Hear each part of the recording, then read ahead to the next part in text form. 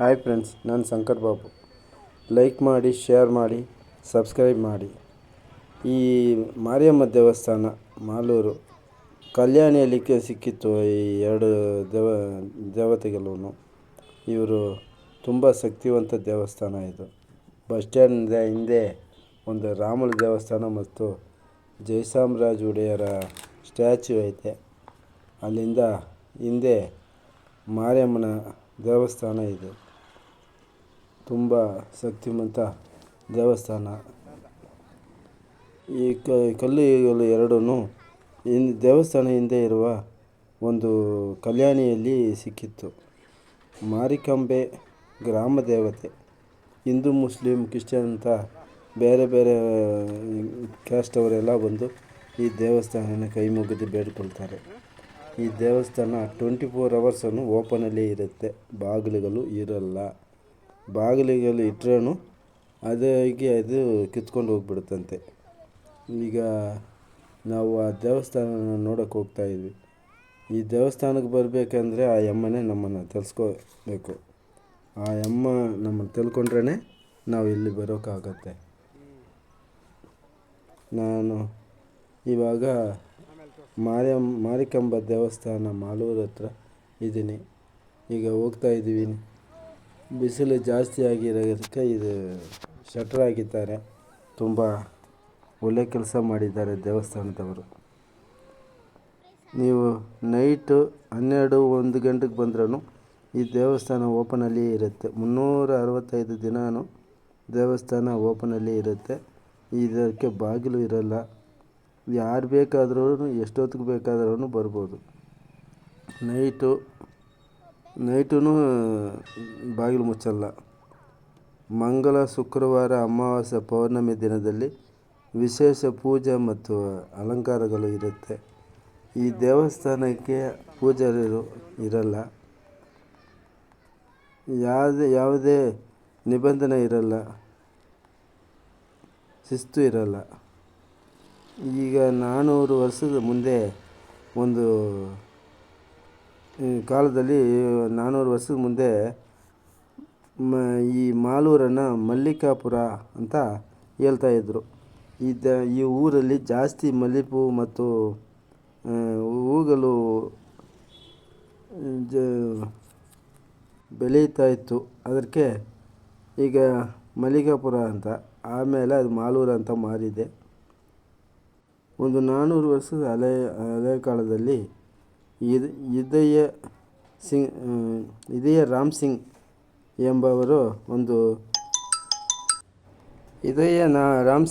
ಎಂಬ ಪಾಳೆಗಾರ ಭಾವನಹಳ್ಳಿ ಎಂಬ ಊರಲ್ಲಿ ಇದ್ದ. ಅವರಿಗೆ ಕನಸಲ್ಲಿ ನಾನು ಗಜಗುಂಡಲ ಕಲ್ಯಾಣಿ ಎಂಬ ಕಲ್ಯಾಣಿಯಲ್ಲಿ ಇರ್ತೀನಿ, 2 ಶಿಲೆಗಳು ಇದೆ, ತಂದು ಒಂದು ದೇವಸ್ಥಾನದಲ್ಲಿ ಪ್ರತಿಷ್ಠಾಪನೆ ಮಾಡು, ನಾನು ಜನಕ್ಕೆ ಒಳ್ಳೆಯದು ಮಾಡಬೇಕು ಅಂತ ಕನಸಲ್ಲಿ ಬಂದು ಹೇಳಿರ್ತಾರೆ. ಅದೇ ಮೇರೆಗೆ ಅಲ್ಲಿ ಹೋಗಿ ಕಲ್ಯಾಣಿಯನ್ನು ಅಗೆದಾಗ ಅಲ್ಲಿ 2 ಶಿಲೆಗಳು ಸಿಕ್ಕುತ್ತೆ. ಅದನ್ನು ಎತ್ಕೊಂಡು ಬಂದು ಇಲ್ಲಿ ಪ್ರತಿಷ್ಠಾಪನೆ ಮಾಡಿ ಬೇಡ್ಕೊಂಡ್ರಂತೆ. ಈ ತಾಯಿ ಹತ್ರ ಕಷ್ಟವನ್ನು ಹೇಳ್ಕೊಂಡ್ರೆ ತೀರುತ್ತೆ ಅಂತ ಇದೀಗ ಇಲ್ಲಿ. ಇವಾಗ ದೇವರು ಕನಸಲ್ಲಿ ಬಂದು ಇದೆಯ ರಾಮ್ ಸಿಂಗ್ ಹತ್ರ ಬಾಗಿಲುಗಳು ಯಾವುದು ಇಡಬೇಡಿ, ಅದು ಇಟ್ಟರೂ ಅದು ಇರಲ್ಲ ಅಂತ. ಇವರು ಬಾಗಿಲುಗಳು ಇಟ್ಟ ಮೇಲೆ ಅದು ಅದು ಕಿತ್ಕೊಂಡು ಹೋಗ್ಬಿಡ್ತಂತೆ. ಆದ್ದರಿಂದ ಇಷ್ಟು ದಿನ ಅದಕ್ಕೆ ಬಾಗಿಲೇ ಇಕ್ಕಿಲ್ಲ. ಶುಕ್ರವಾರ, ಮಂಗಳವಾರ ನಿಂಬೆಯನ್ನು ದೀಪ ಹಚ್ಚಿದರೆ ನಾವು ಇಷ್ಟ ಕಾರ್ಯಗಳು ಮತ್ತು ನಾವು ಕೊಂಡಿರುವ ಕಾರ್ಯಗಳು ಗ್ಯಾರಂಟಿಯಾಗಿ ನಿವೃತ್ತಿಯಾಗುತ್ತೆ. ಇಲ್ಲಿ ತಹಸೀಲ್ದಾರು ಮತ್ತು SP, SI ಬೆಳಗ್ಗೆ ಬಂದು ನೋಡಿದ್ರೆ ಎಲ್ಲ ದೊಡ್ಡ ದೊಡ್ಡ ಸಾಹುಕಾರರು ಬಂದು ಇಲ್ಲಿ ಕೈ ಮುಗುತ್ತಾರೆ. ಇಲ್ಲಿ ಈ ದೇವಸ್ಥಾನ ಹತ್ರ ಪೂಜಾರಿ ಇರಲ್ಲ. ನಾವು ಡೈರೆಕ್ಟಾಗಿ ಪೂಜೆ ಮಾಡ್ಬೋದು, ದೇವರನ್ನೇ ಮುಟ್ಬೋದು. ಗಂಡಸರು ಅಂತ ಯಾರೂ ಇಲ್ಲ. ಎಲ್ಲರೂ ನಾವೇ ಬಂದು ಪೂಜೆ ಮಾಡೋದು. ನೋಡಿ ಅವರೇ ಬಂದು ಪೂಜೆ ಮಾಡಿ ಕೈ ಮುಗಿದ್ಬಿಟ್ಟು ಹೋಗ್ತಾರೆ. ಈ ದೇವಸ್ಥಾನ ಟ್ರಸ್ಟ್ ಇದೆ. ಆ ಟ್ರಸ್ಟಲ್ಲಿ ಬಡ ರೋಗಿಗಳು ಯಾರಾದ್ರು ಇದ್ದರೆ ಬಂದು ಅವ್ರ ಹತ್ರ ಅರ್ಜಿ ಕೊಟ್ಟರೆ ಅವರು ಆ ರೋಗ ನಿವಾರಣೆಗೆ ಬೇಕಾದರೆ ಹಣನೂ ಕೊಡ್ತಾರಂತೆ. ಈ ಮಕ್ಕಳು ಓದುವ ಬಡ ಮಕ್ಕಳು ಬೇಕಾದ ಸೌಲಭ್ಯ ಮಾಡಿಕೊಡ್ತಾರೆ. ಇಲ್ಲಿ ಊಟ ವ್ಯವಸ್ಥೆನೂ ಇದೆ. ತುಂಬ ಶಕ್ತಿವಂತ ದೇವಸ್ಥಾನ ಇದು. ಇಲ್ಲಿ ಯಾರು ಬೇಕಾದರೂ ಬರ್ಬೋದು. ಇಂಥವರೇ ಬರಬೇಕು, ಇಂಥವರು ಬರಬಾರ್ದು ಅಂತ ಏನೂ ಇಲ್ಲ. ತುಂಬ ಶಕ್ತಿವಂತ ದೇವಸ್ಥಾನ, ಮಾರಿಕಾಂಬೆ ದೇವಸ್ಥಾನ. ಈ ಪಕ್ಕದಲ್ಲಿರುವ ದೇವಸ್ಥಾನಗಳಿಗೆಲ್ಲ ಹೆಸರು ಮಾರಿಕಾಂಬಾ ದೇವಸ್ಥಾನದ ಅಂಗಡಿ ಅಂತಲೇ ಇರುತ್ತೆ. ತುಂಬ ಶಕ್ತಿವಾದಂಥ ದೇವಸ್ಥಾನ ಅಂತ ಮಾಲೂರಲ್ಲಿ. ಡಿಸೆಂಬರ್ ಜನವರಿಯಲ್ಲಿ ಇಲ್ಲಿ ದೊಡ್ಡದಾಗಿ ಜಾತ್ರೆ ನಡೆಯುತ್ತೆ. ಈ ಜಾತ್ರೆ ಹೆಂಗಿರುತ್ತೆ ಅಂದರೆ ನಡೆಯೋಕ್ಕೂ ಕೂಡ ದಾರಿ ಇರಲ್ಲ, ಅಷ್ಟು ದೊಡ್ಡ ಜಾತ್ರೆ. ಕರಗ ಉತ್ಸವ ಹಂಗೆ ನೋಡೋಕ್ಕೆ 2 ಕಣ್ಣು ಸಾಕಾಗಲ್ಲ. ಬೇಕಾದಷ್ಟು ಜನ ಬರ್ತಾರೆ. ತಮಿಳುನಾಡು, ಕರ್ನಾಟಕ, ಆಂಧ್ರ ಅಂತ ಆ ಪಕ್ಕದ ನೆರವು ರಾಜ್ಯದಿಂದ ಬಂದು ಈ ದೇವಸ್ಥಾನಕ್ಕೆ ಬರ್ತಾರೆ. ಟೂರ್ ಹೋಗ್ಬೇಕಾ, ಫಸ್ಟು ಈ ಅಮ್ಮನ ಕೈ ಮುಗಿದು 1 ಗಂಟೆ ಮೇಲೆ ಕೂಡ ಬಂದು ಕೈ ಮುಗಿದು ಬೇಡ್ಕೊಂಡು ಹೋಗಿ ಬಂದರೆ ಅವ್ರಿಗೆ ಯಾವುದೇ ಅಡೆತಡೆಗಳು ಇರಲ್ಲ ಅಂತ ಒಂದು ಐದೀಗಿದೆ. 2 ಅಮ್ಮವಾರು ಈ ಮಾಲೂರು ಮತ್ತು ಕೋಲಾರ ಜಿಲ್ಲೆಯನ್ನು ಕಾಪಾಡ್ತಾರಂತೆ. ನಾವು ಹೋಗಿ ಕೇಳ್ಕೊಂಡ್ರೆ ಕಾರ್ಯಗಳು ನಡೆಯುತ್ತೆ ಅಂತ ಐದೀಗ. ಕಷ್ಟ ಅಂತ ಹೋದ್ಮೇಲೆ ಕಾಪಾಡೋ ತಾಯಿ ಇವರು. ನೋಡಿ ಎಷ್ಟು ಸುಂದರವಾಗಿರುತ್ತೆ. ಈ 400 ವರ್ಷ ಹಳೆಯ ವಿಗ್ರಹ ಅಂತ ಯಾರೂ ನಂಬಲ್ಲ, ಹೊಸದಾಗಿ ಮಾಡ್ದಂಗೆ. ಇದು ಹಳೆ ಕಾಲ ಕಥೆಯನ್ನು ನಮಗೆ ಕಮೆಂಟ್ಸಲ್ಲಿ ಹೇಳಿ. ನನಗೂ ಅಷ್ಟು ಚೆನ್ನಾಗಿ ಗೊತ್ತಿಲ್ಲ. ಅಮ್ಮನು ಮೀಸೆ ಇಕ್ಕೊಂಡು ಇರುತ್ತಾರೆ. ಯಾಕೆ ಈ ಥರ ಇರುತ್ತೆ ಅಂತ ಯಾರಿಗಾದ್ರೂ ಗೊತ್ತಾದರೆ ನಮಗೆ ಹೇಳಿ.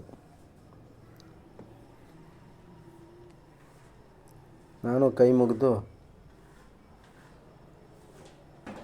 ಈ ದೀಪ ಯಾವತ್ತೂ ಬೆಳಗ್ತಾನೇ ಇರುತ್ತೆ.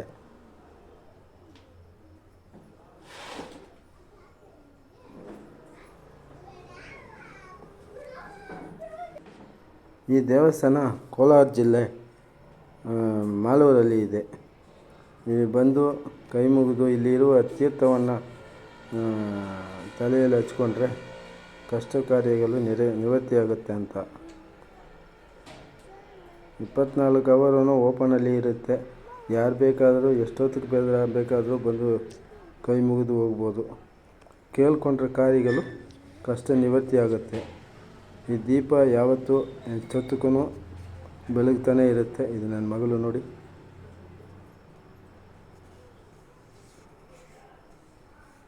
ನಾನ್ನೂರು ವರ್ಷ ಹಳೆಯದಾದ ಈ ವಿಗ್ರಹ ದೇವಸ್ಥಾನ ಯಾವತ್ತೂ ಇಲ್ಲಿ ಬರುವ ಭಕ್ತಾದಿಗಳನ್ನು ಕೈ ಬಿಡುವುದಿಲ್ಲ.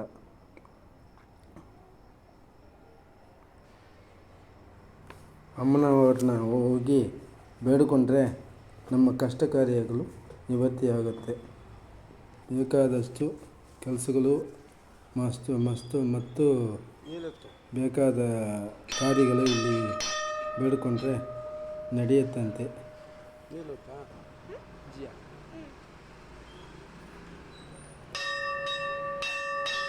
ನೋಡಿ ಫ್ರೆಂಡ್ಸ್,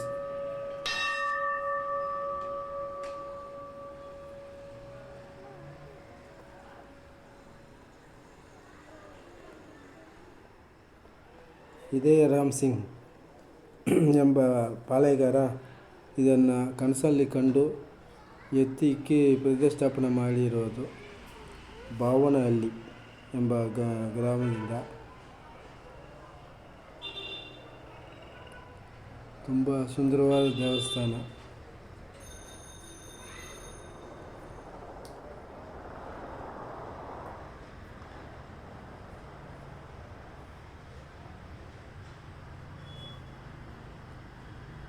ಥ್ಯಾಂಕ್ ಯು ಫ್ರೆಂಡ್ಸ್.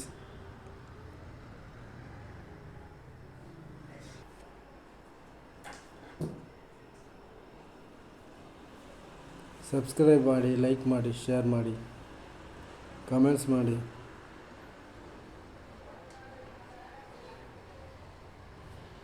ನೀವು ನಮಗೆ ಕೊಡುವ ಸಹಕಾರ ಇನ್ನೂ ಜಾಸ್ತಿ ಇರಬೇಕಂತ ಕೇಳಿಕೊಂಡು ಈ ವಿಡಿಯೋನ ಇಷ್ಟಕ್ಕೆ ಮುಗಿಸ್ತೀನಿ.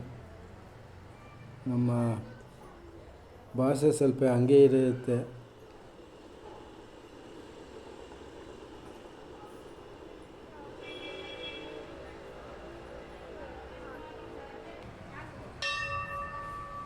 ಹೃದಯ ತುಂಬ ಬೇಡ್ಕೊಳ್ತೀನಿ.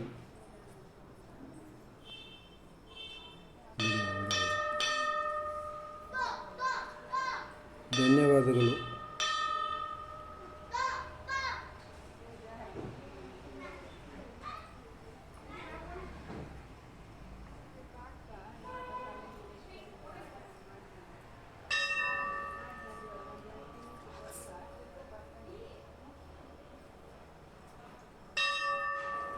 ಈ ದೇವಸ್ಥಾನ ಮುಂದೆ ಬೀಗಗಳು ಹಾಕಿರ್ತಾರೆ ಚೈನಲ್ಲಿ.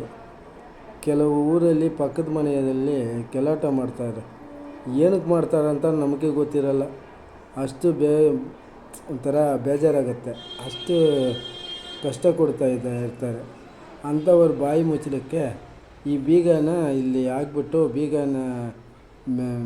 ಬೀಗದ ಕಾಯನ್ನು ಇಲ್ಲಿ ಹಾಕ್ಬಿಟ್ಟು ಬೀಗನ ಇಲ್ಲನ ಆಚೆ ಬಿಡ್ತಾರಂತೆ. ಆಗ ಆ ಟೈಮಲ್ಲಿ ಆ ಪಕ್ಕದ ಮನೆಯವರು ಸೈಲೆಂಟ್ ಆಗಿಬಿಡ್ತಾರಂತ ಒಂದು ಐದೀಗ ಇರುತ್ತಂತೆ. ಅದಕ್ಕೆ ಇಲ್ಲಿ ಬೀಗ ಹಾಕಿ ಬೇರೆ ಜಾಗದಲ್ಲಿ ಬೀಗದ ಸಹಿಯನ್ನು ಬಿಸಾಕ್ತಾರಂತೆ. ಈಗ ಈ ದೇವಸ್ಥಾನ ಮುಂದೆ ನೋಡಿ ಎಷ್ಟು ಬೀಗಗಳು ಹಾಕಿದ್ದಾರೆ. ಎಷ್ಟು ಜನಕ್ಕೆ ಅವರು ಕಷ್ಟ ಕೊಟ್ಟಿರಬೇಕು. ಕೆಲವು ಏನಕ್ಕೆ ಮಾತಾಡ್ತಾರೆ ಅಂತ ಗೊತ್ತೇ ಇರೋದಲ್ಲ. ಅಷ್ಟು ಜಾಸ್ತಿ ಮಾತಾಡ್ತಾ ಇರ್ತಾರೆ. ಅಂಥವ್ರಿಗೆ ಈ ಥರ ಬೀಗ ಹಾಕ್ತಾರೆ.